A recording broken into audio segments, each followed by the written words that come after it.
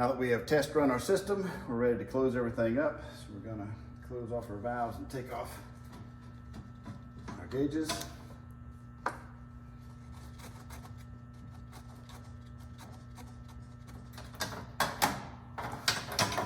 One of my other pet peeves, besides missing screws, is missing valve caps.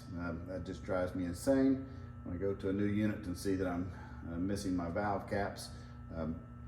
I have a lot of systems that lose a little bit of refrigerant over years, and many times it's because of leaking service valves.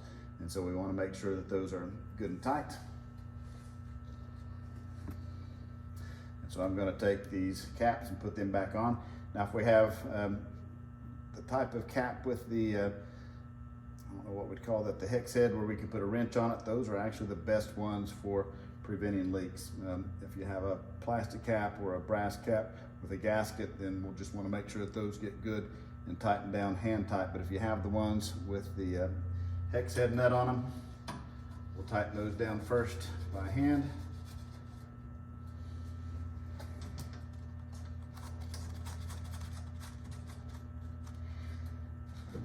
And then you want to take your crescent wrench and finish tighten those up. Those make a flare connection when you tighten them down tight. And so we want to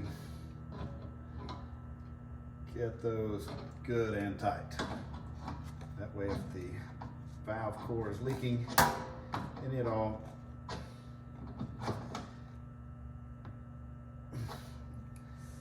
no chance that those are going to come out through the caps. Then we want to put our service access panel back on.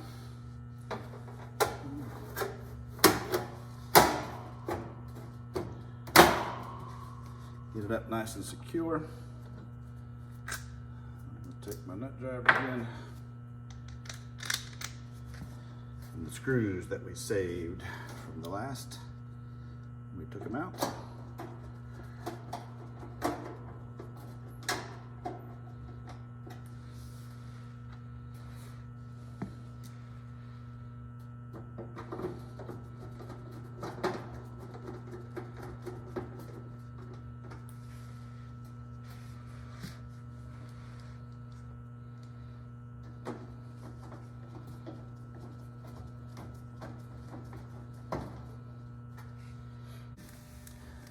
After we have test run our unit, we want to do a full cleanup.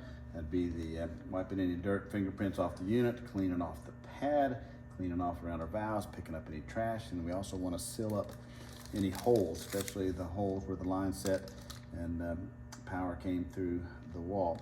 And so for that hole sealing, we use a Diversa-Gum sealing compound, and we call it thumb gum. It's just a workable clay that we can put in that hole and seal that up, and we want to make that look real nice and neat as well.